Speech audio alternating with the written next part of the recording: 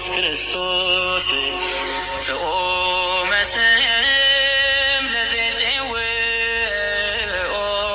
ኢየሱስ ክርስቶስ ህብስተ ሕይወት ለዘይበልዖ ኢየሱስ ክርስቶስ ጽዋ መድኃኒት ለዘይሰትዮ ከመ ይባርኩነ ይፈኑ አራኦ ለጸባኢነ ይጽብኦ ወልተሁ ነሲኦ ሶባኮ እግዚአብሔር ጸባኦት ዘአትረፈ ለነ ዘርአ ከመ ሰዶም እንኮነ ወከመ ገሞራ እመሰልነ።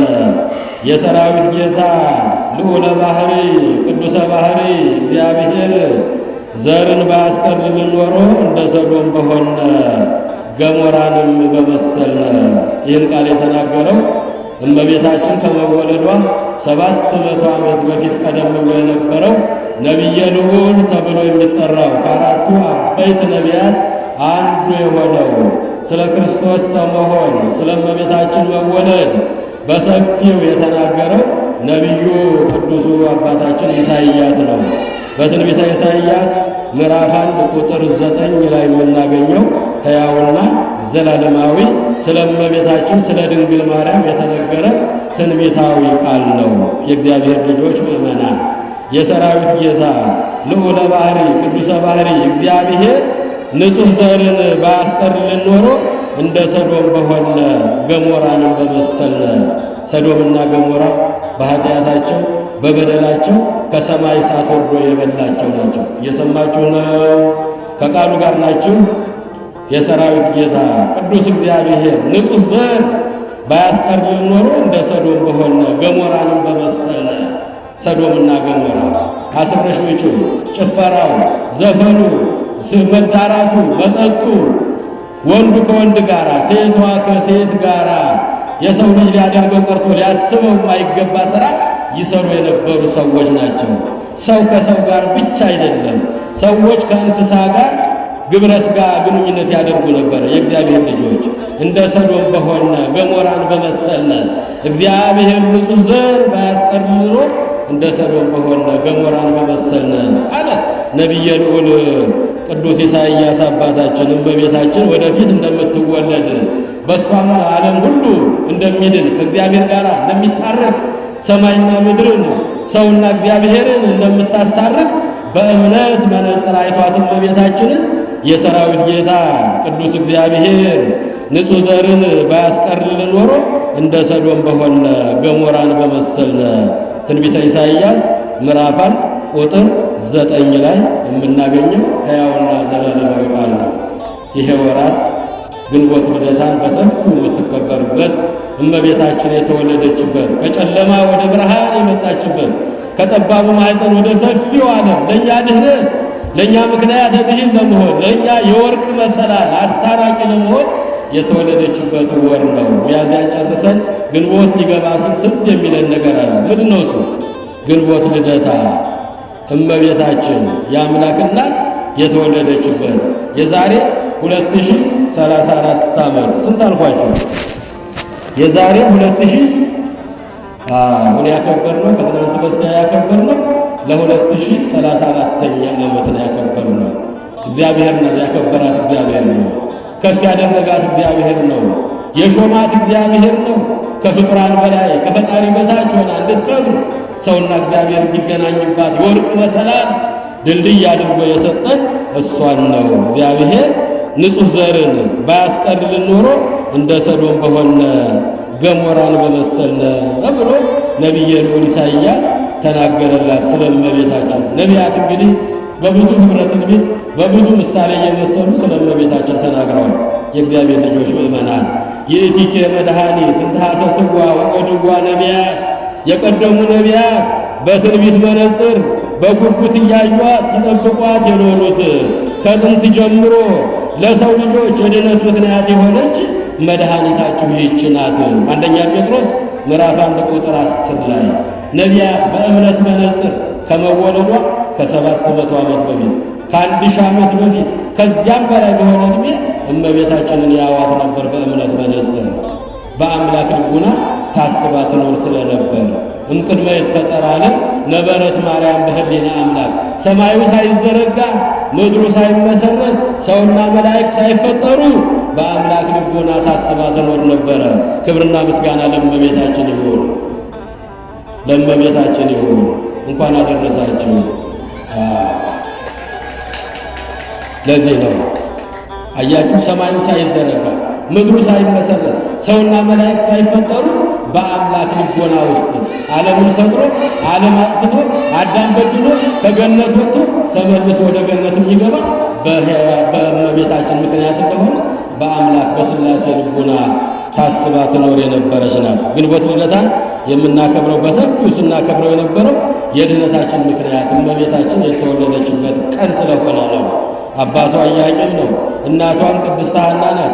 ለብዙ ዘመናት ሲጸልዩ ሳይሰለቹ ተስፋ ሳይቆርጡ ሲጸልዩ ኖረው እመቤታችን ውድ የሆነውን ስጦታ እመቤታችንን ያገኙበት ወር ነው። የእግዚአብሔር ልጆች ምእመናንና ምእመናት ጸኒሃ ጸናይክዎ ለእግዚአብሔር ሰማኒ ወተመይጠኒ ወሰማኒ ቃለ ስእለቴ ለብዙ ዘመን ቆይቼ እግዚአብሔርን ደጅ ጸናሁት አለ ልበ አምላክ ዳዊት መዝሙር 39 ቁጥር 1 ላይ ለብዙ ዓመታት ለብዙ ዘመናት ተስፋ ሳልቆርጥ እግዚአብሔርን አምላኬን ደጅ ጸናሁት። ወሰማኒ ጸሎቴ ጸሎቴንም ሰማኝ፣ ወደ እኔም ዘንበል አለልኝ፣ ጩኸቴንም ሰማኝ አለ።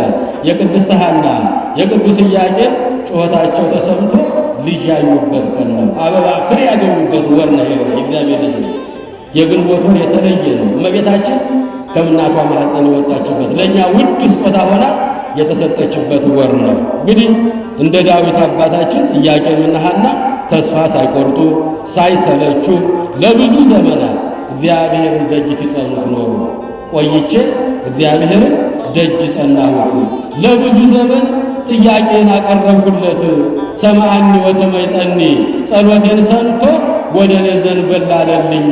ወሰማዓኒ ቃለ ስእለቴ ጩኸቴንም ሰማኝ፣ ለጥያቄ መልስ ሰጠኝ እንዳለ ዳዊት እናታችን ቅድስት ሐና አባታችን ቅዱስ ኢያቄም ጸሎታቸው ቅድመ እግዚአብሔር ደርሶ እመቤታችንን የወለዱበት ወር ነው።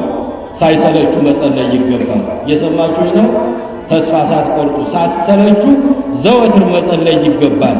ዘወትር መጸለይ እንዲገባ ተስፋ መቁረጥ እንደማይገባ ለስም አጠራሩ ክብር ይግባውና ሰውን ወዶ ሰው ሆኖ በዚህ ምድር ላይ ወንጌል መንግስትን በሚያስተምር ጊዜ ጌታችን አምላካችን እንዲህ አለ። በሉቃስ ወንጌል ምዕራፍ 18 ቁጥር 1 ላይ በአንዲት ሀገር የሚኖር አንድ ዳኛ ነበረ፣ አንድ ባለጸጋ ነበረ። እሱ በሚኖርበት ሀገር ደግሞ አንዲት ድሃ መበለት ነበረች። ሰው የሌላት፣ ገንዘብ የሌላት፣ ደጋፊ የሌላት፣ ረዳት የሌላት፣ ብዙ ግፍ የተፈጸመባት አቤት የምትልበት ያጣች አንዲት ድሃ ነበረች። ዕለት ዕለት እየሄደች ዳኛው ጋር እዛ ባለጸጋው ሰው ደጅ ላይ የቆመች እባክህ ፍረድልኝ ትለው ነበር። በየቀኑ በየሰዓቱ በየዕለቱ ተስፋ ሳትቆርጥ እንደ ጉድፍ ያያት ነበረ። አልፏት ረግጧት ይሄድ ነበረ። ለአያሌ ቀናት ለብዙ ዘመናት የእግዚአብሔር ልጆች ሳይሰለቹ መጸለይ እንደሚገባ አምላካችን ያስተማረበት ሕያውና ዘላለማዊ ቃል ነው።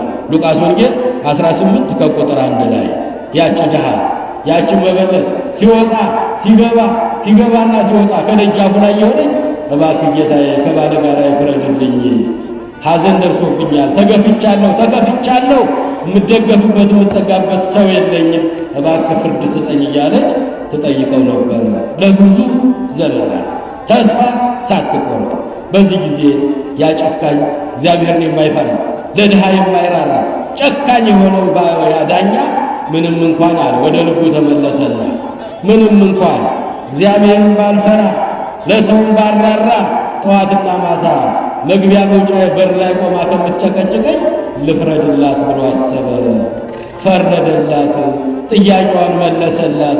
እውነት እላችኋለሁ ጠዋትና ማታ ቀንና ሌሊት በቤተ መቅደስ የመጥተው ደጅ ለሚጸኑ ለሚለምኑኝ አልሰማቸውምን? እሰማቸዋለሁ። አልመልስላቸውምን? ጥያቄያቸውን እመልሳለሁ። ይቅር አልላቸውምን? ይቅር እላቸዋለሁ። ይቅር ይበለን መድኃኔዓለም የሁላችንን ጥያቄ ይመልስልን።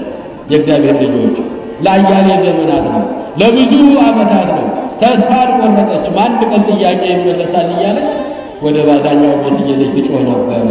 እሱም አልፏት ይሄድ ነበረ። ገፍቷት ይወጣል፣ ገፍቷት ይገባ ነበረ። ከዕለታት አንድ ቀን እግዚአብሔርን ባልፈራ ለሰውም ለድሃም ባራራ ይህች ሴት ጠዋትና ማታ ደጃፌ ላይ ከማያት ልፍረድላትና ትሄዳልና ፈረደላት። እውነት እላችኋለሁ አለ መድኃኒታችን ኢየሱስ ክርስቶስ፣ እውነት እውነት እላችኋለሁ ጠዋትና ማታ ቀንና ሌሊት መሸ ለቁርባን ጠባ ለኪዳን ማታም ለወንጌል ስብከት ለአገልግሎት ትምህርተ ወንጌል ለመማር ለሚመጡ ሰዎች አልሰማቸውምን? እሰማቸዋለሁ። አልፈርድላችሁምን? እፈርድላችኋለሁ። ይቅር አልላቸውምን? ይቅር እላችኋለሁ አለ። የይቅርታ ፊቱን መድኃኔዓለም ይመልስልን። ብዙ ጥያቄ አለ እያንዳንዳችን ልቦና ውስጥ እግዚአብሔርና እኛ የምናውቀው ሰው የማያውቀው ብዙ ጥያቄ አለ። የእግዚአብሔር ልጆች ያው ምክንያት የሌለው ሰው ብዙ ጊዜ አይመጣም ቤተ ክርስቲያን። ምክንያት ያለን ጥያቄ ያልተመለሰልን ጥያቄያችን እንዲመለስ በየቀኑ እንመጣ ይሆናል። እንግዲህ እግዚአብሔር እኛን በሶስት ነገር ይፈትነናል። በስንት አልኳችሁ? በስንት አልኳችሁ? ጮክ በሉ። በሶስት ነገር እግዚአብሔር ወዳጆቹን ይፈትናል። በሶስት ነገር እግዚአብሔር በሶስት ነገር ይፈትነናል። የመጀመሪያው የምንሻው የምንመኘው የምንፈልገው ምድራዊውን ስጋዊውን በዚህ ዓለም ላይ ያለውን ነገር ሁሉ ሰጥቶ ይፈትነናል። የሰማችሁኝ ነው። ሀብት ሰጥቶ፣ ንብረት ሰጥቶ፣ ጤና ሰጥቶ፣ ስልጣን ሰጥቶ ይፈትናል እግዚአብሔር። ለሰው ይራራሉ ወይስ አይራሩ? ለድሃ ይመጸውታሉ ወይስ አይመጸውቱ? ሰው ይደግፋሉ ወይስ አይደግፉ? ሁሉም ስጦታ ከእግዚአብሔር ነው የሚገኘው። በጎ ስጦታ ፍጹም በረከት ከላይ ናቸው። መለወጥ ከሌለበት ከብርሃናት ጌታ ከእግዚአብሔር ይሰጣሉ። ሀብት ከእግዚአብሔር ነው የሚሰጥ። ንብረት ከእግዚአብሔር ነው የሚሰጥ። ጤና ከሱ ነው የሚሰጥ። ስልጣን ከእግዚአብሔር ነው የሚሰጥ። የእግዚአብሔር ልጆች ምድራዊ ስጋዊ ፍላጎታችንን ሁሉ ያሟላና ለሰው ያዝናሉ ወይስ አያዝኑም? ሰው ይደግፋሉ ወይስ ይገፋሉ? ሰው ይረዳሉ ወይስ ይሸሻሉ ከሰው ብሎ እግዚአብሔር የሆነውን ነገር ሁሉ ምድራዊውን ነገር ሁሉ አሟልቶን ይፈትነናል እግዚአብሔር። ሁለተኛው ፈተና የምንሻው የምንፈልገውን ሁሉ ከልክሎ እምነታችንን ይፈትነናል። ስንት አልኳቸው? የምንሻውን ሁሉ ዘወትር የምንጠይቀውን ጥያቄ ሁሉ ከልክሎ አቆይቶ እግዚአብሔር አምላክ ይፈትነናል። እምነታቸው እስከምን ድረስ ነው? በጊዜው አለ ጊዜው ጽና ይላል ሐዋርያው ብርሃነ ዓለም ቅዱስ ጳውሎስ ጢሞቴዎስን። በማግኘትም በማጣትም በመውደቅም በመነሳትም በሐዘንም በደስታም በችግርም በሐዘንም ጊዜ በሁሉ ጊዜ ጸንተህ ኑር፣ በሃይማኖት ጽና እያለ ቅዱስ ጳውሎስ ጢሞቴዎስን ይመክረው ነበረ። በጊዜውም አለ ጊዜው መጽናት ነው። በጊዜው አለ ጊዜው ማመስገን ነው። ሲሰጠን ብቻ ሳይሆን ሲወስድብንም ስናጣ ማመስገን ነው። ከመጽሐፍ ቅዱስ ታሪክ የምንማረው ይህንን ነው። ከነጻድቁ ኢዮብ ታሪክ የምንማረው ይህንን ነው። ሲሰጠኝ ተመስገን እንዳልኩት ሲወስድብኝ ላመሰግነው አይገባኝምን? ራቀኝ ወጻእኩን ከርሰ እሜ ወራቀኝ ወረድኩ ውስተ ምድር። ራቁቴን ከእናቴ ማኅፀን ወጣሁ፣ ራቁቴን ወደ ምድር ወርዳለሁ። የኔ የሆነ ምንም የለም። ሁሉ የሆነው በእርሱ ነው። ሁሉ በእርሱ ነው። ሁሉ ከእርሱ ነው። ሁሉ የእርሱ ነው። ስሙ ለዘላለም ይባረካል። ክብርና ምስጋና ለአምላካችን ይሁን። መጽሐፈ ኢዮብን ስናነብ ምዕራፍ 1 ምዕራፍ 2 ስናነብ ያ ሁሉ ሀብት ያ ሁሉ ንብረት ሲጠፋ እግዚአብሔር ወሀበ ወእግዚአብሔር ነሣ፣ እግዚአብሔር ሰጠ፣ እግዚአብሔር መልሶ የሰጠኝን ወሰደ።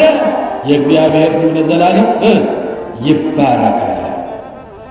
የምንፈልገውን ነገር ከልክሎ እምነታችን እስከምን ድረስ እንደሆነ እግዚአብሔር ይፈትነናል። የምወዳቸው እቀጣቸዋለሁ፣ የምወዳቸው እገሥጻቸዋለሁ። ዮሐንስ ራእይ ምዕራፍ 3 ቁጥር 17 ላይ እግዚአብሔር የሚወደውን ይፈትናል። ሐናና ኢያቄም እግዚአብሔር ጠልቷቸው አይደለም።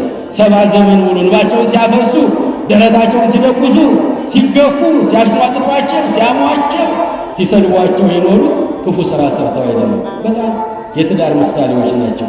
እንደ አብርሃምና እንደ ሳራ የሚከባበሩ የሚዋደዱ፣ ባለቻቸው ነገር ብቻቸውን የማይበሉ ለባለ ትዳሮች ሁሉ አርአያና ምሳሌ ሊሆኑ የሚችሉ ሐናና ኢያቄም በልጅ ማጣት ተፈተኑ። የምንፈልገውን የምንሻውን ከልክሎ እምነታችን እስከምን እንደሆነ እግዚአብሔር ይፈትነናል። ሁለተኛው ይሄ ነው። የምንሻው የምንፈልገውን ከልክሎ እግዚአብሔር ይፈትነናል። ስንሰጠው ብቻ ሳይሆን ሲወስድብን ማመስገን እንዳለብን ከነ ጻድቁ ከነ ኢዮብ የምንማረው ይሄ ሀብቱ በአንድ ቀን ወተወሰደ። ልጆቹን 10 ልጆቹን በአንድ ቀን አጣ። 5 መርዶ በተከታታይ ሰማ። ተንበረከከ፣ እጁን ዘረጋ፣ ወደ መስዋዕት ማቅረቢያ ቦታ ሄደ። ራቄ ወጻይሁ እንከርሰ እሜ ከእናቴ ማኅፀን ራቁቴን ወጣሁ፣ የኔ የሆነ ምንም ነገር የለም አለ። ወራቄ ወረድኩ ውስተ ምድር፣ እንደገና ራቁቴን ተመልሼ ወደ አፈር እገባለሁ። ሁላችንም እንደዛ ነው አይደል? እግዚአብሔር ልጆች ከእናት ማኅፀን ስንወጣ ባዶ እጃችንን ነው የወጣነው። ልብስ እንኳን የለም፣ ራቁታችንን ነው የወጣነው። ተመልሰን ስንወድም ራቁታችንን ባዶአችንን ነው የምንሄደው። ያ ስራችን ነው ተከትሎን የሚሄደው። የእግዚአብሔር ልጆች የምድር ታሪካችን ተከትሎን ይሄዳል። ያንን ነው ቅዱስ ኢዮብ የተናገረው። ልጆች የሰጠ እግዚአብሔር ነው። ሀብት የሰጠ እግዚአብሔር ነው። ጤና የሰጠ እግዚአብሔር ነው። ሁሉንም የወሰደ እግዚአብሔር ነው። የእግዚአብሔር ስም ለዘላለም ይባረክ አለ። እስከ መጨረሻው ጸና። እስከ መጨረሻ የጸና የሕይወትን አክሊል ይቀበላል። እስከ መጨረሻው ጸና። ሁለተኛው እግዚአብሔር አምላክ የምንሻውን የምንመኘውን ከልክሎ የእምነታችንን ጥንካሬ ይፈትነናል። በሦስተኛ ደረጃ የምንሻውን ጥያቄያችንን ያዘገይና ትዕግስታችንን ይፈትነናል። የእግዚአብሔር ልጆች ምእመናን እስመ በትዕግሥትክሙ ታቀርቡ ለነፍስክሙ፣ በትዕግስታችሁ ብዛት ነፍሳችሁን ከሲኦል እሳት ታድኗታላችሁ። ትዕግስት የገነት ቁልፍ ናት። መታገስ ያስፈልጋል። ዛሬ ጠይቀን ዛሬ ይሁንልን አንበል። እግዚአብሔር ሆይ አንተ የወደድከው ይሁን ነው ማለት፣ ወይ ይኩን ፈቃድከ ብለን ነው መጸለይ ያለብን። የኛ ፈቃድ አይሁን ያንተ ፈቃድ ይሁን። ያስተማረን ይሄንን አይደል? በማቴዎስ ወንጌል 26ኛው ምዕራፍ ላይ ወደ አትክልቱ ቦታ ገባ። መድኃኔዓለም ሊያዝ ደቂቃዎች ናቸው የቀሩት። እዚያ ገብቶ መጸለይ ጀመረ።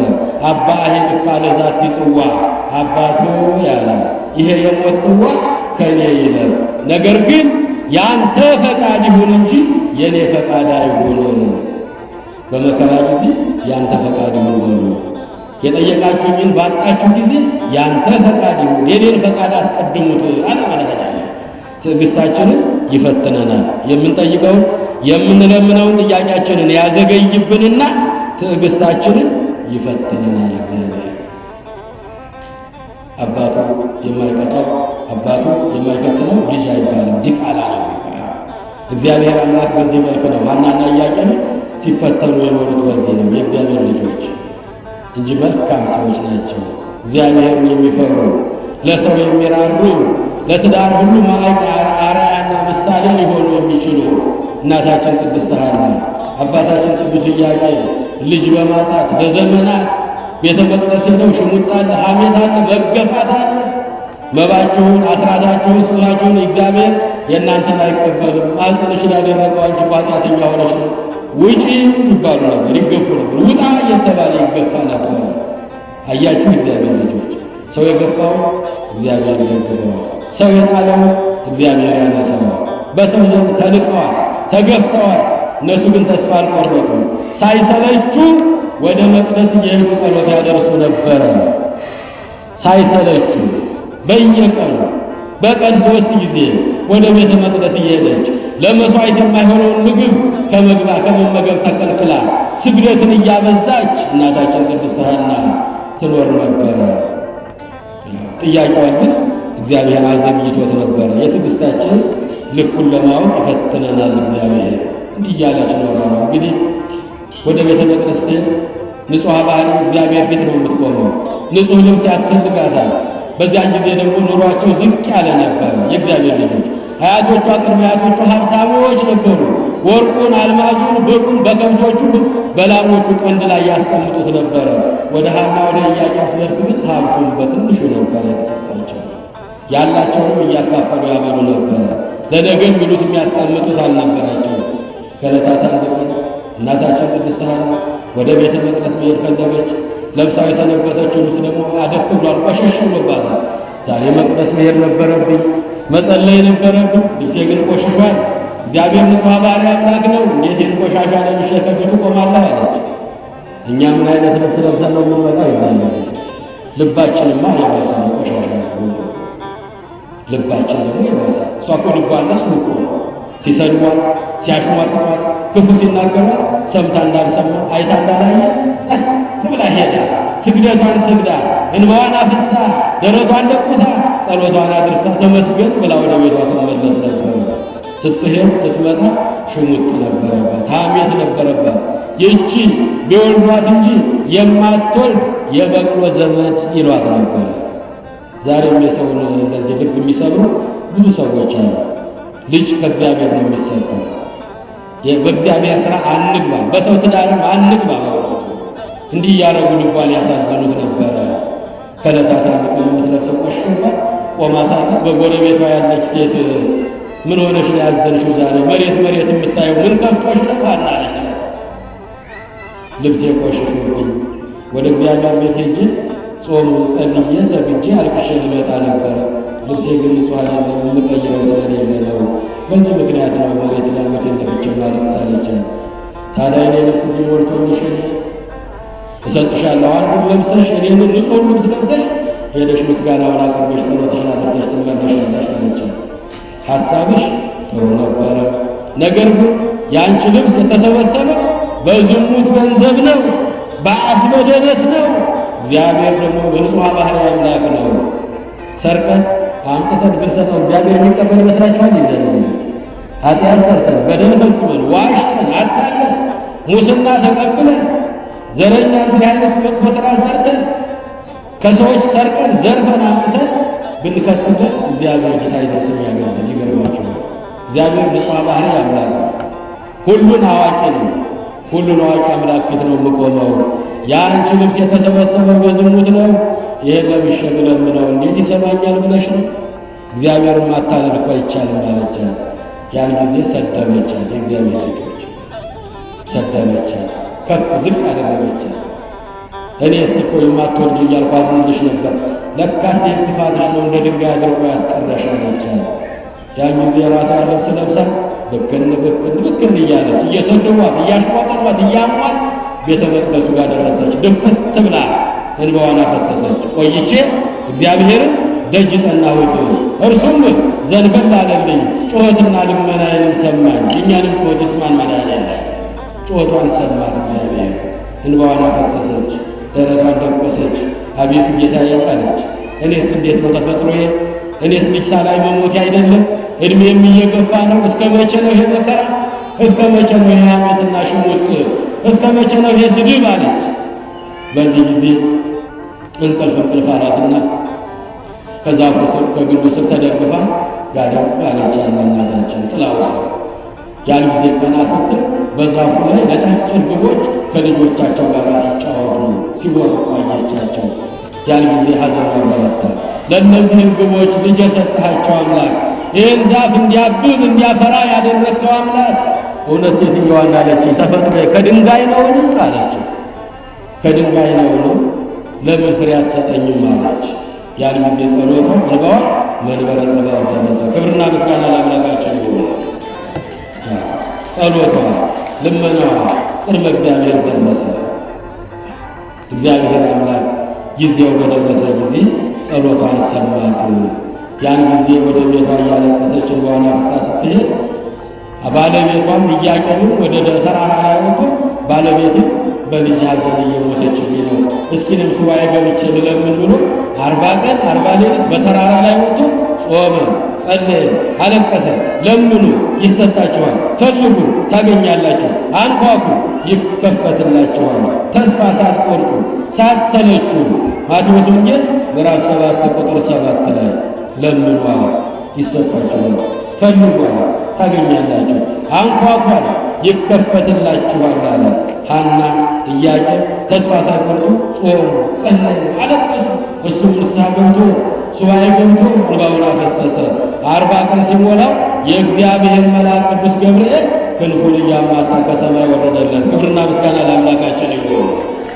ኢያቄም አለው፣ ጸሎት ተሰምቶልሃል፣ ቅድመ እግዚአብሔር ደርሶልሃል፣ ትወልዳላችሁ፣ ወደ ውረድና አጽናናት፣ አይዞሽ በላት፣ ሴት ልጅ ትወልዳላችሁ፣ ቡሩክት ፍጥረት ትወልዳላችሁ ብሎ የምስራች ነገረው። ያን ጊዜ ቅዱስ ኢያቄም ከተራራ ወረደ። እሷም ከመቅደስ ወጥታ በቤታቸው በአንድ ሌሊት ጸሎት እያደረጉ አደሩ። ሁለቱም ሕልም አይተው አደሩ። የእግዚአብሔር ልጆች ሁለቱም ሕልም አይተው አደሩ። ሐምሌ 30 ቀን ሕልም አዩ። ሐምሌ 30 ቀን ሕልም አዩ። ሕልማቸው የቅዱስ ኢያቄም መቋሚያ በትሩ አብባ አፍርታ ፍሬዋን ፍጥረት ሁሉ ሲመገባት ተመለከተች እናታችን በሕልሟ ቅድስት ሐና። እሱ ደግሞ ሰማየ ሰማያትን ሰንጥቃ ነጭ ርግብ ከሰማይ ወርዳ በራሷ ላይ ስታርፍ ከራሷ ላይ ደግሞ ወርዳ በማኅፀኗ ስታድር ተመለከተ። ያንን ሕልማቸውን ተነጋገሩ። የእግዚአብሔር ፈቃድ ይሁናሉ። ሱባኤ ገቡ፣ ጾሙ፣ ጸለዩ፣ አለቀሱ። የእግዚአብሔር መልአክ ቅዱስ ገብርኤል ተገለጸላቸው። ያን ጊዜ ሰማይና ምድር የምታስታርቀው ሰውና እግዚአብሔር የምታገናኘው ሰማይና ምድር የማይችሉትን አምላክ የምትችለው የምትወልደው ዛሬ በማኅፀናችሁ ታድራለችና ደስ ይበላችሁ አላቸው። በጾም በጸሎት በእንባ እመቤታችንን ጸንሰው ግንቦት 1 ቀን ወለዷት። ክብርና ምስጋና ለእመቤታችን ይሁን። ተጸነሰች እመቤታችን። ጾመው ጸለየው ነው። ኦ ድንግል አኮ በፍትወተ ደነዘ ተጸነስኪ አላ በሩካቤ ዘበሕግ መሐናው ኢያቄም ተወለድኪ። በዋዛ በፈዛዛ የተጸነሽ አይደለም፣ በሳቅና በስቅላቅ የተጸነሽ አይደለም።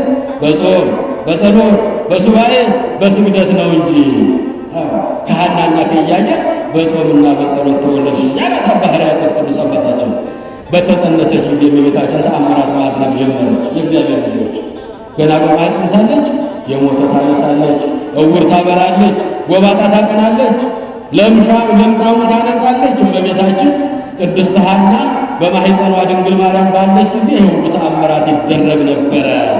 በርሴባ የምትባል የሐና ክስት የሆነች የሐናን መጽነስ ሰማችና እውነት የሆነ የ70 ዓመት አሮጊት ትልቅ ሰው እንዴት ሊጸንስ ይችላል? እስቲ ሄጄ ማኅፀኗን ነክቼ ልረዳ ብላ ከሀገሯ ተነስታ ወደ ቅድስት ሐና ቤት መጣች። እንዴት ነሽ ቅድስት ሐና አለቻት። አክስትዬ ነው የእግዚአብሔር ልጆች፣ እውነት ነው የሚወራው በሰፈር በመንደር በጎረቤት ሁሉ የሚወራው ነገር እውነት ነውን? አለቻት። አዎን እውነት ነው፣ እግዚአብሔር ያውቃል፣ የሰራዊት ጌታ እግዚአብሔር ያውቃል አለች። እስኪ ማኅፀንሽን ልዳስሰውና ልረዳ ብላ ማኅፀኗን ዳሰስ አደረገችና የጠፋው ዓይኗን ነካ ስታደርገው ወግ ብሎ በራላት። ክብርና ምስጋና ለእመቤታችን ይሁን። ገና በማኅፀን ሳለች ዓይነ ስውር አብርታለች። በርሴባን ምክንያት አድርገው ዓይናቸው የታወረ የዓይን ሕመም ያለባቸው በሰልፍ እየመጡ ወደ ሐና ቤት ይመጡ ነበረ፣ ይሰበሰቡ ነበረ። ሁሉም ማኅፀኗን እየነኩ በሽታቸው ላይ ሲያስነኩት በሽታቸውን ይፈወሱ ነበረ። እመቤታችን የአምላክና መድኃኒት ናት። አያችሁ የእግዚአብሔር ልጆች፣ እግዚአብሔር አምላክ የሰራዊት ጌታ ዘርን ንጹሕ ዘርን ባያስቀርልን ኖሮ እንደ ሰዶም በሆነ ገሞራን በመሰል አለ ነቢዩ ኢሳይያስ። ዓይነ ስውራን እየመጡ ማኅፀኗን እየዳሰሱ ይፈወሱ ነበረ። የሞተም ይነሳ ነበረ። የሐና ያጎቷ ልጅ ወጣት በድንገት ሞተ ተብላ እናታችን ቅድስት ሐና እሱ ጋር ቀብር ልትደርስ ለቅሶ ልትደርስ ሄደች። ወይ ልጄ እያለች ያንን አስከሬን እየዞረች በምታለቅስ ጊዜ የሐና ጥላዋ ሲያርፍበት ያ የሞተው በሽተኛ የሞተው ብድግ ብሎ ተነሳና ተንበረከከና ሰገደና ሰላም ለኪ ኦ ሕይወቱ ለዘገብረ ሰማይ ወምድረ፣ ሰማዩን ያለ ምሰሶ ያቆመ ምድርን በውሃ ላይ ያጸናውን የምትወልደው የእሷ አያት የሆንሽ ሐና ሆይ ሰላም ላንቺ ይሁን አላት። እመቤታችንን አመሰገናት። ያን ጊዜ የሞተም ተነሳ፣ እውራን በሩ፣ ለምጻሞች ነጹ፣ አጋንንት ተቃጠልን እያሉ ይወጡ ነበረ። አይሁዶች በዚህ ምክንያት በሐና ላይ ቅናት አደረባቸው። ተሰብስበው ምን እናድርጋት አሉ። ገና በማኅፀኗ እውር የምታበራ ጎባጣ የምታቀና ለምጽ የምታነሳ የሞተ የምታነሳ ተጸንሳለችና ስትወለድማ ቀጥቅጣ ልትገዛን አይደለምን? ሳትወለድ አንድ ነገር እናድርጋሉ። አያቶቿ ቅድመ አያቶቿ እነ ዳዊት እነ ሰሎሞን 40 ዘመን ቀጥቅጠው ገዝተውናል። ከዚህች የሚወለደው ደግሞ ምን ሊያደርገን ነው? ገና በማኅፀን ሳለ ተአምራት የሚያደርግ ነው ብለው በክፋት በተንኮል ሊገድሏት ሐናን ገና ሳትወልድ ሊያጠፋት ተነሳሱባት። የእግዚአብሔር ልጆች ተማከሩ፣ ጨረሱ። ሲነጋ ተሰብስበው ሄደው ሐናን በድንጋይ ወግረው ሊገሉ ጨርሰዋል ተመካክረው። አሁንም የእግዚአብሔር መልአክ መጣ። ለእኛም ይምጣልን ቅዱስ ገብርኤል፣ በችግራችን በመከራችን ፈጥኖ የሚደርሰው መልአክ፣ የራማው መልአክ፣ እግዚአብሔር ፊት የሚቆመው መልአክ ቅዱስ ገብርኤል በመንፈቀ ሌሊት ክንፉን እያማታ ወረደና ኢያቄም ማለት በል ሚስትህን ሐናን ይዘህ ወደ ሊባኖስ ተራራ ውጣ፣ አይሁዶች ሊገሏት ይሻሉና ይፈልጓታልና ሳይነጋ ቶሎ ብለህ ሰው ሳይነሳ ከመኝታው በመንፈቀ ሌሊት ይዘሃት ወደ ሊባኖስ ተራራ ውጣ አለው።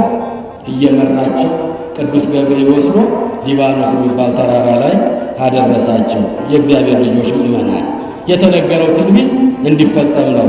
ጥበበኛው ሰሎሞን እምሊባኖስ ትወጽእ መርዓት፣ ሙሽራይቱ ከሊባኖስ ተራራ ትወጣለች ብሎ አስቀድሞ ትንቢት ተናግሮ ነበረ።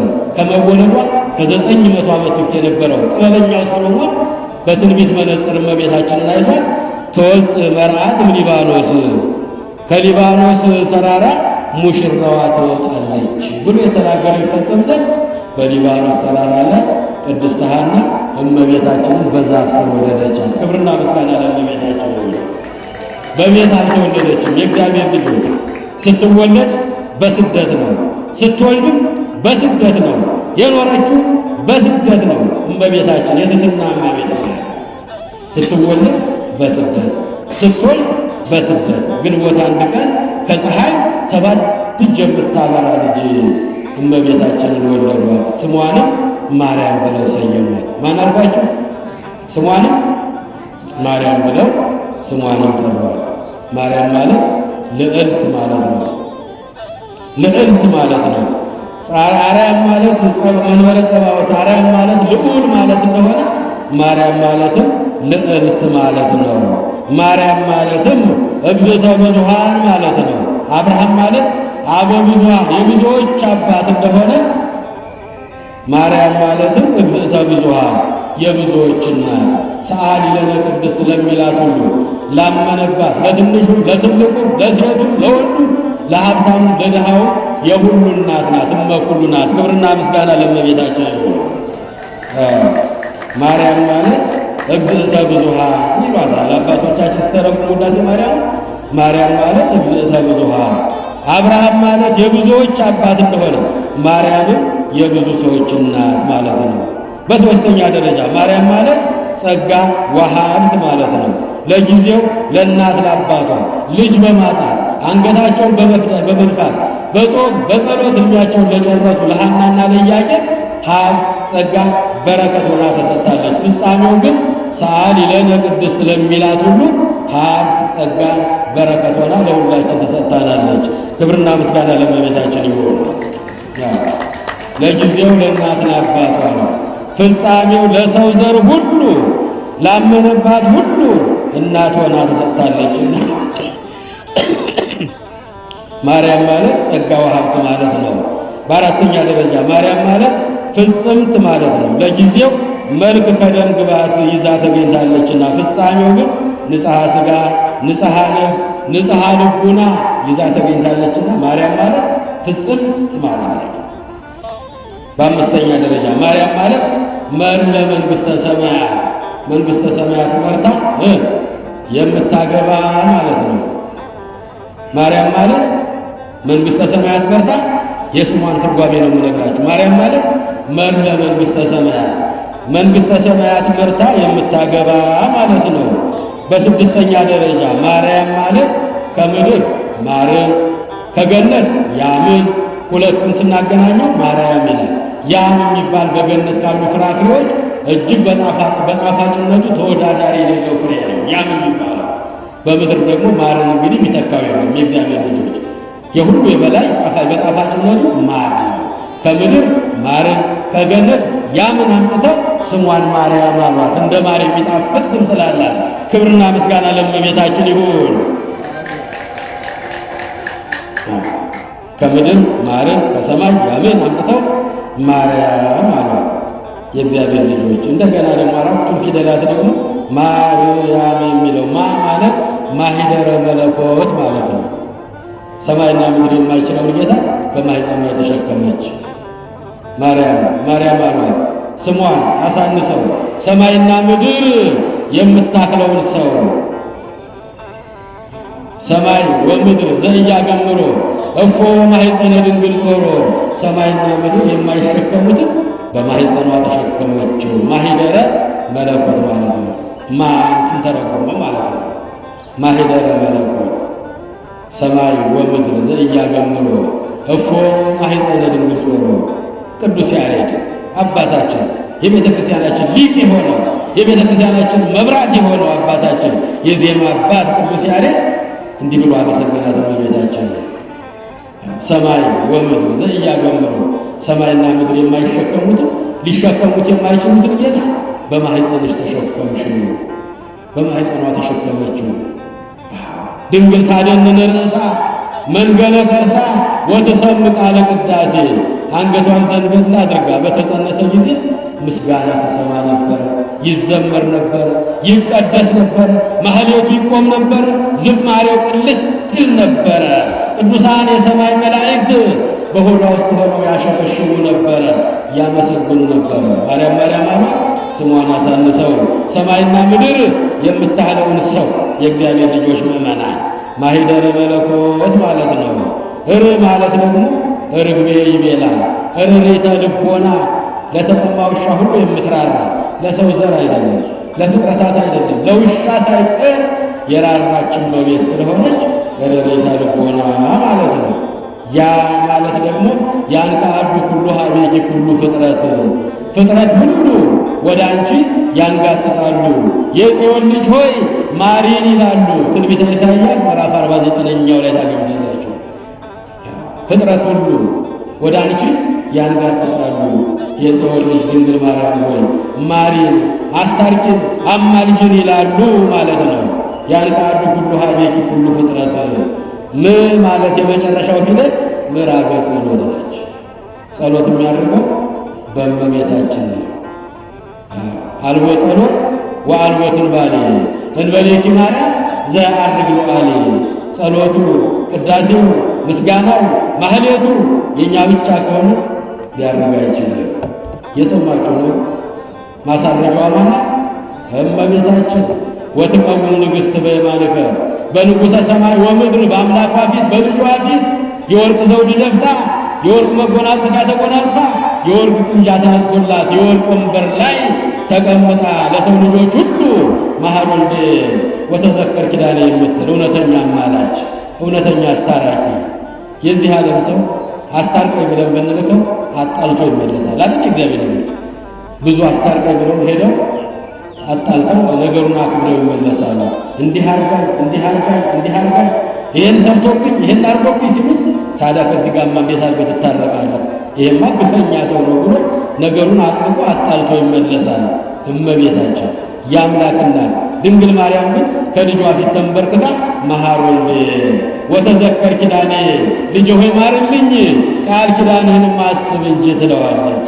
ካልማርክልኝ ከእግር ስር አልነሳም ትላለች። ክብርና ምስጋና ለድንግል ማርያም ይሁን። እውነተኛ አማላጅ እሷ ናት። እውነተኛ አማላጅ እሷ ናት። የእግዚአብሔር ልጆች ምን ምዕራገ ጸሎት፣ ጸሎቱን የሚያደርገው በእሷ በኩል ነው። እሷ ንጹሕ ናት። ሕዋሳቶቿ ንጹሕ ናቸው። ዓይኖቿ ንጹሕ ናቸው። ኢየሱስ ክርስቶስን ሲያዩ የኖሩ ናቸው። ሁለንታኪ ሰናይት ተሃብዬ፣ ሁለንተናሽ ውብ ነው፣ ሁለንተናሽ ንጹሕ ነው፣ ሁለንተናሽ ቅዱስ ነው፣ ነውርም የለበትም፣ ነቀፋም የለበትም አላት አባታችን ጥበብ የተሞላው ሰሎሞን። ሁለንተናሽ ውብ ነው ወዳጄ ሆይ ሁለንተናሽ ውብ ነው፣ ነውር ነቀፋ የለበትም እያለ እመቤታችን ድንግል ማርያምን ያመሰግናት ነበረ። እመቤታችን ሁለንተናዋ ውብ ነው። የእግዚአብሔር ልጆች ዓይኖቿ ውብ ናቸው። መኃልየ ምዕራፍ 4 ቁጥር 7 ላይ የምናገኘው ቃል ነው። ሁለንታኪ ሰናይት ተሃብዬ አልብኪ ነውር ወእምንትን ይላልኪ፣ ሁለንተናሽ ውብ ነው፣ ነውር የለብሽም።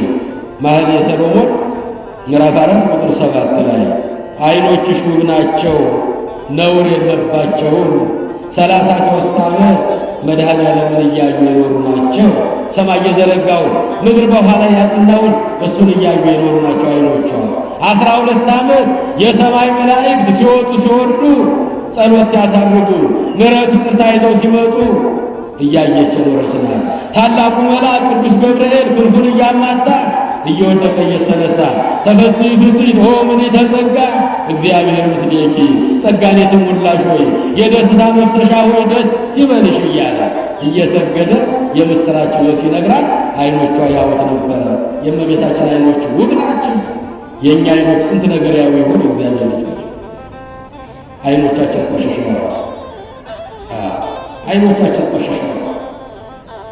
አንዱን ከፍ አንዱን ዝቅ፣ አንዱን ኃጢአተኛ አንዱን ጻድቅ፣ አንዱን ክፉ አንዱን ደግ እያደረግን ከፍ ዝቅ የምናደርግበት ዓይናችን ቆሽሸዋል። እግዚአብሔር ከሚጠላቸው 6 ኃጢአቶች ከፍና ዝቅ አድርጎ የሚያይ ዓይንን እግዚአብሔር ይጸየፈዋል። መጽሐፈ ምሳሌ ምዕራፍ 6 ቁጥር 16 ላይ ሰውን ከፍና ዝቅ አድርጎ የሚያይ ዓይንን ማን ይጠላዋል? እግዚአብሔር ይጠላዋል፣ ይጸየፈዋል። እግዚአብሔር የሚጠላቸው ነገሮች 6 ናቸው። 7ኛው ግን ነፍሱ አጥብቃ ትጸየፈዋለች። ሰውን ከፍና ዝቅ አድርጎ የሚያይ ዓይንን እግዚአብሔር ይጸየፋል። ይሄ ኃጥእ፣ ይሄ ጻድቅ፣ ይሄ ክፉ፣ ይሄ ደግ፣ ይሄ ሌባ፣ ይሄ ሽፍታ፣ ይሄ ወንበዴ፣ ይሄ ንጹሕ እያለ ከፍና ዝቅ የምናደርግ በሰው ሥራ ገብተን ዳኛው ፈራጁ እግዚአብሔር ብቻ ነው። ራሳችንን ነው ማየት ያለብን። ውስጣችንን ነው ማየት ያለብን። በራሳችን ላይ ትልቅ ጉድፍ አለ፣ ትልቅ ምሰሶ አለ። የእግዚአብሔር ልጆች ምእመናን ወደ ራሳችን እንመልከት። የእመቤታችን ዓይኖች ውብ ናቸው፣ ነውር ነቀፋ የለባቸውም። 33 ዓመት መድኃኔዓለምን እያየች የኖረች ናት።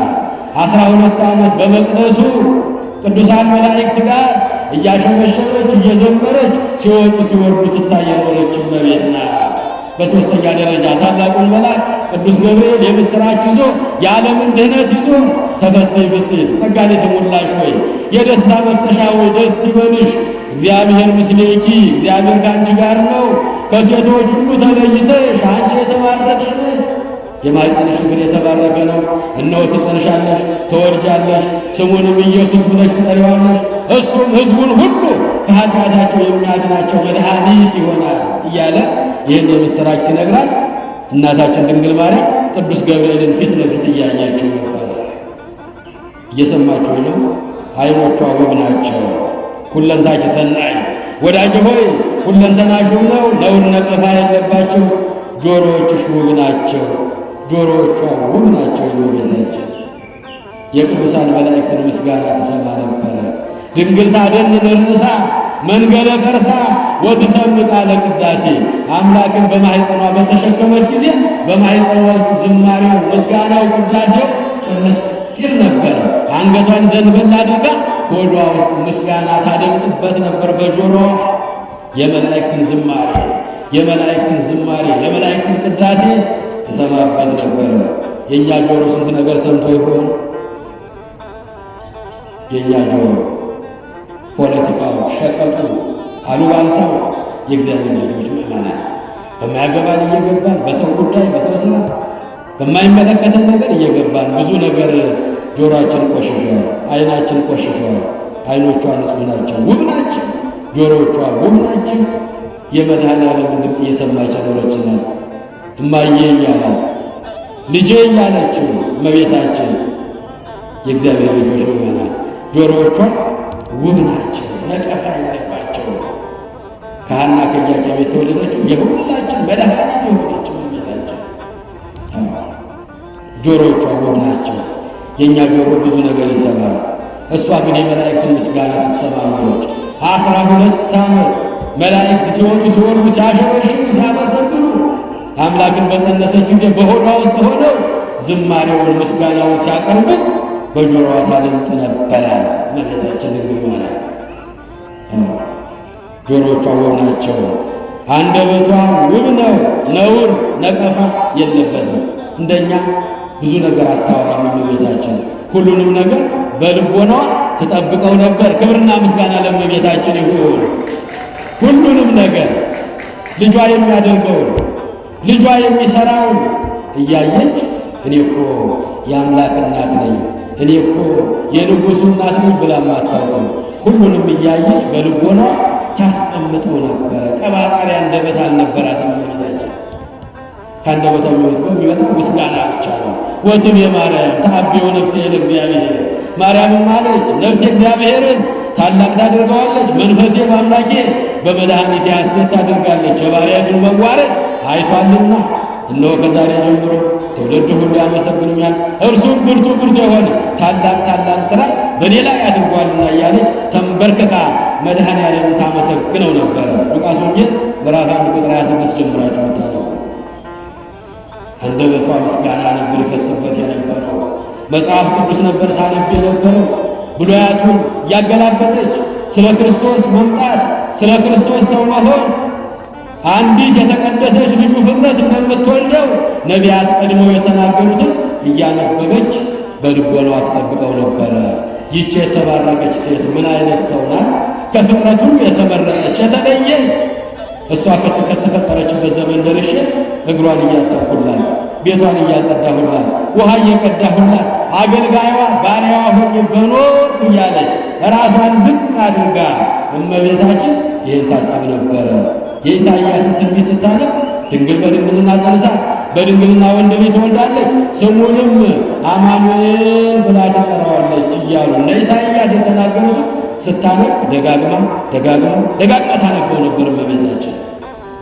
ይህች የተለየች ፍጥረት ከተወለደችበት ዘመን ደርሼ እያገለገልኳት ባሪያ ሆኛት አገልጋይ ሆኛት በኖርኩ አለች እንጂ እኔ ልሆን እችላለሁ አላለችም። ራሷን ዝቅ አደረገች። የትሕትና እመቤታችን አንደበቷ ንጹሕ ነው፣ ነውር ነቀፋ የለበትም አላት ጠቢቡ ሰሎሞን። ታዲያ እጆችሽ ንጹሐን ናቸው፣ ነውር ነቀፋ የለበትም። የእመቤታችን እጆች መድኃኔዓለምን ታቀፋበታለች። እየሰማችሁ ነው። እሳተ መለኮት ነው የታቀፈችው። ቅዱሳን መላእክት እኮ ቀና ብለው ሊያዩት የማይችሉትን በክንዷ ታቀፈችው፣ በጡቷን አጠባችው፣ በጀርባዋ አዘለችው፣ ልጄ እያለች እያጎረሰች እያባበለች አሳደገችው። ክብርና ምስጋና ለድንግል ማርያም ይሁን። እጆቿ ንጹሐን ናቸው። እሳተ መለኮት ታቀፋበታለች። እግዚአብሔር ቅዱሳን የሰማይ መላእክት ከፊቱ ቆመው ፊቱን ማየት የማይችሉት በፊት እንዴት በቆም አንተን ማየት እንዴት ይቻላል እያሉ በመራድ በመንቀጥቀጥ እሳተ መለኮቱ እንዳያቃጥላቸው ፈርተው አንገታቸውን ደፍተው የሚያመሰግኑት ጌታ በሆዷ ተሸከመችው፣ ወለደችው፣ በክንዶቿ አቀፈችው። 3 ዓመት ከ6 ወር አቅፋው ተንከራተተች እመቤታችን። እጆቿ ውብ ናቸው፣ ነውርና ነቀፋ የለበትም። የእመቤታችን እጆች የእግዚአብሔር ልጆች እግሮቿ ውብ ናቸው። በቤተ መቅደስ ላይ ኖሩ። የእኛ እግር ስንት ቦታ ረግጦ ይሆን? አንዳንዶቻችን ጠዋት ቤተ መቅደስ፣ ከሰዓት በኋላ ደግሞ ሌላ ቤት የምንሄዱ ሰዎች እንዳለ እንሰማለን። ወደ ጠንቋይ ቤት፣ ወደ መተተኛ፣ ወደ ሟርተኛ፣ ወደ ደብተራ ቤት እዚህም እዛም የምንረግጥ ብዙ ሰዎች አለን። በእውነቱ የእመቤታችን እግሮች በመቅደስ ነው የኖሩት። ከዛም ከልጇ ጋር 33 ዓመት ሲወጣ እየወጣች ሲገባ እየገባች ሲያስተምር ቁጭ ብላ አብራ እየተማረች እናት እኮ ናት። የእግዚአብሔር ልጆች እንደ ደቀ መዛሙርቱ እንደ ቅዱሳት አንስት አብራ ቁጭ ብላ የቃሉ ትምህርት የእጆቹን ታምራት እያየች በዓይኗ ብክን እያለች ልጇን ብቻ እያየች የኖረች ናት እመቤታችን። የእኛ እግሮች መጠጥ ቤት ይሄዳሉ፣ ጭፈራ ቤት ይገባሉ፣ ዘፈን ቤት ይሄዳሉ፣ የማይገባ ስፍራ ውስጥ ይቆማሉ። የእመቤታችን እግሮቿ ውብ ናቸው፣ ውብ ናቸው። በስድስተኛ ደረጃ የእመቤታችን ልቧ ንጹሕ ነው፣ ልቧ ትሑት ነው። እኔ ነኝ አላለችም።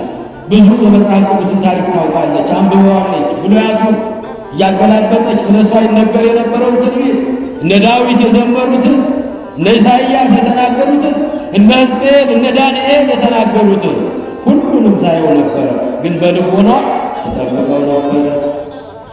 እመቤታችን ያምላክ ናት። ይሄ ወር እሷ የተወለደችበት ነው። እርቅ የተጀመረበት ነው። የዛሬ 2034 ዓመት እመቤታችን ከፀሐይ ሰባት የምታበራ በደብረ ሊባኖስ በሚባል ተራራ ላይ እመቤታችን ድንግል ማርያም ተወለደች። ይህንን ምክንያት በማድረግ የቤተ ክርስቲያን ልጆቻችን ከቤታቸው ወጥተው ከደጃፍ ላይ ተሰብስበው ንፍሮውን ቀቅለው ጸዲቁን አዘጋጅተው የእናታቸው የድንግል ማርያምን ዝክሯን ይዘክራሉ፣ ስሟን ይጠራሉ፣ መታሰቢያዋን ያደርጋሉ። የእመቤታችንን የድንግል ማርያምን ዓለም እንደሚለው አይደለም፣ ሰዎች እንደሚሉት አይደለም። ይህንን አስታከው ሌላ አምልኮ ባዕድ የሚፈጽሙ ካሉ ወዮላቸው። የአምላክ እናት እመቤታችን የተወለደችበት ቀን ነው። የእሷ ዝክር ነው። የእሷን መታሰቢያ ማድረግ ይገባል። ይህ ከበዓላት ሁሉ ከፍ ያለ በዓል ነው። አንድ ቅዱስ አንድ ጻድቅ ባህታዊ ጠይቋታል እመቤታችንን፣ እመቤቴ ሆይ 33 በዓላቶች አሉሽ፣ ከእነዚህ ሁሉ አብልጠሽ የምትወጂው የትኛው ነው? የሰው ልጆች ቢያከብሩልሽ፣ ቢዘክሩልሽ፣ ስምሽን ቢጠሩልሽ፣ አብዝተው ቢጸልዩበት የምትወጂው የትኛውን ዕለት ነው እባክሽ ንገሪ ብሎ ሱባኤ ገብቶ ድንግል ማርያም ጠየቃት። እየሰማችሁ ነው አላችሁ? እግዚአብሔር ይስማችሁ። የልቦናችሁን ልጅ ፈትበል። እመቤታችንን ጠየቃት፣ ሱባኤ ገባ። 33 በዓላቶች አሉሽ። በየወሩ የግዝት በዓል ነው ታውቃላችሁ። ልደታ፣ በዓታ፣ ኪዳነ ምሕረት እንደገና በየወሩ እመቤታችንን ስናከብር ስንደማምረው 33 በዓላቶች አሏት። ከእነዚህ ሁሉ አብልጠሽ የምትወጂው የሰው ልጆች የትኛውን በዓል ዝክር ቢዘክሩልሽ ነው ብሎ ጠየቃት። ከሱባኤው ከጨረሰ በኋላ እመቤታችን ከፀሐይ ሰባት እጅ አብርታ ተገለጠችለት። ክብርና ምስጋና ለእመቤታችን ይሁን። ወዳጄ አለችው፣ ወዳጄ ሁሉንም በዓላቶችን እወዳቸዋለሁ። ሁሉም በዓላቶች ተአምር የተደረገባቸው ናቸው። ሰዓቱ ስለማይበቃ ነው። የእግዚአብሔር ልጆች ከመስከረም ጀምረን እስከ ነሐሴ ድረስ ስንቆጥረው ሁሉም በዓላቶቿ ተአምር የተደረገበት ነው። እሷ ግን ሁሉንም እወዳቸዋለሁ፣ ከሁሉ ግን አስፈልጬ የምወደው የግንቦት ልደታን የሚያከብርልኝ ሰው ወደዋለሁ አለች። ክብርና ምስጋና ለእመቤታችን ነው። ከጨለማ ወደ ብርሃን የወጣሁበት ቀን ነው። ከጠባብ ማኅፀን ወደ ሰፊው ዓለም የመጣሁበት ነው። እናቴ አባቴ ልጅ በማጣት አንገታቸውን ደፍተው ሽሙጡ፣ ሐሜቱ፣ ስድቡ፣ መገፋቱ ያ ሁሉ መከራ ሲፈራረቅባቸው ኖሮ እኔም በማግኘታቸው ሐዘናቸው ወደ ደስታ የተቀየረበት እመቤታችን ማለት ጸጋ ወሀብት ለእናት ለአባቷ ጸጋ ሀብት በረከት ሆና የተሰጠች ፍጻሜው ለሰው ዘር ሁሉ የተሰጠሁበት ቀን የግንቦት ልደታን የሚያከብርልኝን በዚህ ቀን ዝክሬን የሚዘክርልኝን ስሜን የሚጠራልኝን ሻማ የሚያበራልኝን ጸዲቅ አዘጋጅቶ ለድሃ የሚሰጥልኝን አብዝቼ ወደዋለሁ አለች። ክብርና ምስጋና ለእመቤታችን ይሁን። ዘክረናታል። የእግዚአብሔር ልጆች ስሟን ጠርተናል፣ ለድሃ ብልተናል። እንደ ቃልማችን ነው። እግዚአብሔር ብዙ ነገር አይፈልግም። እየሰማችሁኝ ነው? ብዙ ነገር አይፈልግም። የእኛን ችሎታ፣ የእኛን አቅም፣ የእኛን ቤት፣ የእኛን ጓዳ ማን ያውቀዋል? መድኃኔዓለም ያውቀዋል። ስለሚያውቀው በቅዱስ ማቴዎስ ወንጌል ምዕራፍ 10 ቁጥር 42 ላይ እውነት እውነት እላችኋለሁ በደቀ መዛሙርቴ ስም፣ በነቢያት ስም፣ በሐዋርያት ስም፣ በጻድቃን ስም፣ በሰማዕታት ስም ከሁሉ በላይ በሆነች በእናቴ ስም ቀዝቃዛ ውሃ በብርጭቆ የሰጠውን ሰው ዋጋውን በሰማይ አላሰጠውም ማለት። ክብርና ምስጋና ለመድኃኔዓለም ይሁን። ዝክሯን መዘከር ይገባል። ዘክሩ ስንላችሁ እንደው በእውነቱ በሬ አርዳችሁ ከብት አርዳችሁ አምኑ ማለት እንዳቅም ነው። ቀዝቃዛ ውሃ በብርጭቆ ለአንድ ድሃ የሰጠ ሰው በሰማይ ዋጋውን አላሳጠውም ነው ያለው። ሰማይ ምድር ያልፋል፣ ቃሌ ግን አያልፍም ነው ያለው። ዝክሯን ዘክሩ ስንላችሁ ለማስጨነቅ አይደለም። ውሃ መስጠትም ዝክር ነው። አይዞ ማለትም ዝክር ነው። የእግዚአብሔር ልጆች ምዕመናን የከፋው አንገቱን የደፋው ወራት የባሰው የሚለብሰው የሚቀምሰው የሚጎርሰው ያጣውን ያንን አየት ስናደርገው አይዞ ከመውደቅ ያድነን ነው አባቶቻችን። ከቻል ውሃ ቅድት አድርገን ቁራሽ ካገኘን ትንሽ ቁራሽ አድርገን ብንሰጠው እግዚአብሔር ብዙ ሰጣችሁ ትንሽ ሰጣችሁ አይደል። ቀዝቃዛ ውሃ በብርጭቆ በእናቴ ስም የሰጠውን ሰው ዋጋውን በሰማይ ያላሳጣው። ለዚህ ነው በየሰፈሩ በየመንደሩ ወጣቶቹ በእውነቱ እየተደራጁ እየተሰበሰቡ ዝክር ሲዘከር ሲበላ ሲጠጣ እንሰማለን። ስለዚህ መብላት መጠጣት ብቻ ሳይሆን ለድሃ ማብላት ማጠጣት፣ ድሆችን ማስቀደም በእነሱ ላይ አድሮ የሚቀበል እግዚአብሔር ነው። ለድሃ ስጡልኝ ያለው፣ አብሉልኝ አጠጡልኝ ያለው ድሆችን ይዋቸው ነው ያለው። ስለዚህ ግንቦት ልደታ በልዩ ሁኔታ እንግዲህ ስናከብር ሰንብተናል። ዛሬ ደግሞ በዓታ ናት። ወደ ቤተ መቅደስ የገባችበት 3 ዓመት ከእናት ከአባቷ ጋር ከቆየች በኋላ የሰጠ ቢነሳ የለበት ወቀሳ ነውና የሰጠን እግዚአብሔር ነው። ደግመን እንሰጣለን ብለን ተስለናልና ምን እናድርግ አለች እናታችን ቅድስት ሐና። ምን እናድርግ? ኢያቄም ወዳጄ ባለቤቴ የሰጠን እግዚአብሔር ነው። ብዙ ዓመት አልቅሰን ደጅ ጸንተን ያገኘናት ሴት ብትሆን ማይ ውሃ እየቀዳች ቤተ መቅደሱን እየጠረገች መጋረጃውን እያጠበች እያጸዳች በመቅደስ እንድትኖር መልሰን ላንተ እንሰጥሃለን። ብቻ ግን ከሰው ሐሜት ከሽሙጥ አድነን። ወንድ ቢሆን እያገለገለ እየቀደሰ እያስተማረ በመቅደስህ እንዲኖር መልሰን ላንተ እንሰጥሃለን ብሎ ተስለው ነበረ። ዛሬ በየሄድንበት እንሳላለን አይደል? እግዚአብሔር ስለት ከባድ ነገር ነው። ቃል ያንቃል ይላሉ አባቶቻችን። እናታችን ቅድስት ሐና ሌላ መጽናኛ የላትም እኮ በስተርጅና ያገኘቻት አንድ ልጇ ናት፣ መተኪያም የሌላት። ግን ለእግዚአብሔር መሰጠት አለበትና ምን እናድርግ? 3 ዓመት ሞላት። አፏም እህል ሳይለምድ ሆዷም እህል ሳይለምድ አፏም ሰው ሳይወድ እንግዲህ ወደ እግዚአብሔር መልሰን መስጠት አለብናል። እኔ እኮ ፍቅርሽ ያለቀልሽ መስሎኝ ነው ዝም ያልኩት እንጂ እኔም በልቤ ይወጣል ይወርዳል ጉዳዩ አላት። በዚህ ቀን እመቤታችንን የአምላክ እናትን አቅፈው ወስደው በ3 ዓመቷ ለካህኑ ለዘካርያስ ይቺ የእግዚአብሔር ስጦታ ናትና መልሰን እንሰጠው ቃል ገብተናልና ተቀበለን አሉት። ተቀበለን አስገባለን ወደ መቅደስ አሉ። ግራ ግብት አለው። ንዋየ ቅድሳት ቢሆን ይገለገልበታል። የሰው ስጦታ እንዴት ብዬ ልቀበል? የት ላኖራት ነው? ገና ሕፃን ናት። ምግቧስ ምን ሊሆን ነው? ቤተ መቅደስ ነው ይሄ። አይጋገር፣ አይፈጭ፣ አይቦካ ምስጋና ብቻ ነው እዚህ የሚቀርበው። ምን ላበላት ምን ላጠጣት ነው የምቀበላችሁ? ማረገው ጠፋኝ። እስቲ ወደ እግዚአብሔር ጸሎት እናድርሳለን። ካህናቱ ተሰበሰቡ። ጸሎቱ ተጸለየ። የለመኑትን አይነሳ መድኃኔዓለም ለምኑ ይሰጣቸዋል፣ ፈልጉ ታገኛላችሁ፣ አንኳኩ ይከፈትላችኋል ያለ ዘካርያስ ካህናቱን ይዞ ጸሎት ማድረስ ጀመረ። የምግቧ ነገር እንዴት ይሆናል? ተቀብያት ምን ላበላት ነው? ቤተ መቅደስ ምስጋና ነው፣ ጸሎት ነው ያለው፣ ምግብ የለም እዚህ። ምን ላድርጋት ሲል የእግዚአብሔር መልአክ ታላቁ መልአክ ፋኑኤል በዛሬው ቀን አብሮ የሚከበረው ሰማያዊ ህብስት ሰማያዊ ጽዋ ይዞ በደመና ላይ ወርዶ ረቦ ታየ። ክብርና ምስጋና ለአምላካችን ይሁን።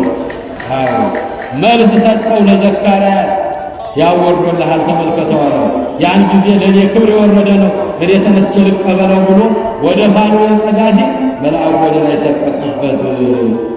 ያን ጊዜ ለእናንተ የወረደ ክብር ይሆናል። ሐና ኢያቄም ተነሱና ተቀበሉት ህብስቱን አላቸው። ወደ እሱ ሲቀርቡ አሁንም ወደ ላይ ወጣባቸው፣ እየራቀ ሄደ። የእግዚአብሔር ጥበቡ አይመረመርምና ሕፃኒቱን ብቻዋን እዛ ተዋትና እናንተ ወደዚህ ነው አላቸው። ብቻዋን ባገኛት ጊዜ የእግዚአብሔር መልአክ ከሰማይ ወረደና በክንፎቹ ጋርዶ የእግዚአብሔር ልጆች ምእመናን ሰማያዊ ህብስትን ሰማያዊ ጽዋን መግቧል፣ ባርኳት እመቤታችንን አወረደና ቤተ መቅደስ አስቀመጣል። በዚህ ጊዜ የምግቧ ነገር ከተያዘልን ከሰው ጋር መኖር አይገባትም ብለው ወደ ቤተ መቅደስ አስገቧ። ቤተ መቅደስ ገብታ 12 ዓመት ከመላእክት ጋር እያሸበሸበች እየዘመረች እየጸለየች እመቤታችን በዚያ ኖረች። 3 ዓመት ከእናት ከአባቷ 12 ዓመት ከቤተ መቅደስ 9 ወር በዮሴፍ ቤት 33 ዓመት ከ3 ወር ከልጇ ከወዳጇ ከመድኃኔዓለም ጋር እሱ ጋር ከዚያ በኋላ ካረገ በኋላ ደግሞ ወደ ዮሐንስ ቤት ገብታ 15 ዓመት በአጠቃላይ 64 ዓመት ኖረች እመቤታችን። ለእኛ መድኃኒት ሆና የተሰጠችናት ኦ መድኃኒተ ኩሉ ዓለም የዓለም ሁሉ መድኃኒት ይላታል ቅዱስ ያሬድ። የእግዚአብሔር ልጆች ወታስተስርይ ኃጢአተ ሕዝብኪ ተበዋሃለኪ ከአብ ከወልድ ከመንፈስ ቅዱስ የሰው ልጆችን ሁሉ ኃጢአት ታስተሰርይ ዘንድ ከአብ ከወልድ ከመንፈስ ቅዱስ ስልጣን ተሰጥቶሻል። ወመድኃኒተ ኩሉ ዓለም የዓለም ሁሉ መድኃኒት አድርጎሻል አላት። መድኃኒታችን እመቤታችን አማላጃችን የተወለደችበት ወር ነው። እንግዲህ በዚህ ቀን እመቤታችንን ማክበር እመቤታችንን መውደድ ይገባል። የእግዚአብሔር ልጆች እመቤታችን እንግዲህ የምንወዳት የምናከብራት በአምስት ምክንያት ነው። አንደኛ የአምላክ እናት ስለሆነች ነው። ሉቃስ ወንጌል ምዕራፍ 1 ቁጥር 40 ላይ የምናገኘው ቃል ነው። የአምላክ እናቱ ስለሆነች ነው።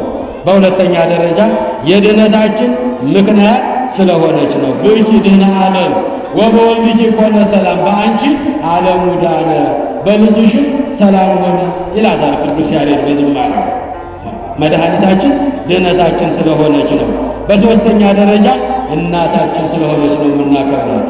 እምነ ጽዮን ይብል ሰብእ ወብእሲ ተወልደ በውስቴታ፣ የሰው ልጆች ሁሉ እናታችን ጽዮን ይሉሻል፣ በአንቺ ሰው የሆነው ጌታ ተወልዷልና። መዝሙር 86 ቁጥር 5 ላይ እናታችን ስለሆነች በመስቀሉ አጠገብ እነኋት እናታችሁ እነሆ ልጅሽ ብሎ እናት አድርጎ የሰጠን ራሱ ባለቤቱ አምላካችን ፈጣሪያችን ስለሆነ። በአምስተኛ ደረጃ አማላጃችን አስታራቂያችን ስለሆነች ዘወትር ስሟን እንጠራለን፣ ዝክሯን እንዘክራለን፣ መታሰቢያዋን እናደርጋለን። ሰአሊ ለነ ቅድስት እንላታለን። ምዕራገ ጸሎት ስለሆነች ጸሎቱን የሚያደርገን በሷ ስለሆነ በንጉሡ ቀኝ ስለቆመችልን። ወትቀውም ንግሥት በየማንከ ንግሥተ ሰማይ ወምድር እመቤታችን የወርቅ ዘውድ ደፍታ የወርቅ መጎናጸፊያ ተጎናጽፋ በወርቅ ወንበር ላይ በጌታ ቀኝ ቆማለች። ትቁምልን፣ ለሁላችን በመከራችን ጊዜ ትቁምልን፣ በአማላጅነቷ ትቁምልን፣ በቃል ኪዳኗ ትቁምልን። ቆማለች። ወትቀውም ንግሥት በየማንከ መዝሙር 44 ቁጥር 9 ላይ ልበ አምላክ ዳዊት መጀመሪያ ሳትወለድ ገና በእምነት መነጽር በጌታ ቀኝ እንደምትቆም ያያል ዳዊት አባታችን። ወትቀውም ንግሥት በየማንከ አሁን በልጇ ቀኝ የወርቅ ዘውድ ደፍታ ከፀሐይ 7 እጅ አብርታ በመድኃኔዓለም ፊት ቆማለች። የቆመችው ማርልኝ፣ ይቅር በልልኝ፣ ራራላቸው፣ የጠፉትን መልሳቸው፣ የወደቁትን አንሳቸው፣ የተራቡትን መግባቸው፣ የካዱትንም ወደ እምነታቸው መልስልኝ፣ ዕድሜ ለንስሐ ስጣቸው እያለች ለፍጥረት ሁሉ ትለምናለች እመቤታችን። አማላጅነቷ፣ ጸሎቷ፣ ቃል ኪዳኗ ሁላችንንም ይጠብቀን። ያስተማረን፣ የመከረን፣ የገሰጸን የአባቶቻችን አምላክ ስሙ ይክበር ይመስገን። የሰማነውን ሁሉ በልቦናችን ይጻፍልን። 30፣ 60፣ 100 ፍሬ አፍርተን የስሙ ቀዳሾች የመንግሥቱ ወራሾች ለመሆን ያብቃን። እግዚአብሔር ንጹሕ ዘርን ባያስቀርልን ኖሮ እንደ ሰዶም በሆነ ገሞራንም በመሰልነ። ይቆየን። ኢየሱስ ክርስቶስ ጽኦመ ስም ለዘይጼውኦ ኢየሱስ ክርስቶስ ህብስተ ሕይወት ለዘይበልኦ ኢየሱስ ክርስቶስ ጽዋ መድኃኒት ለዘይሰትዮ ከመ ይባርኩነ ይፈኖ አርዳኦ ለጸባኢነ ይጽብኦ ወልታሁ ነሲኦ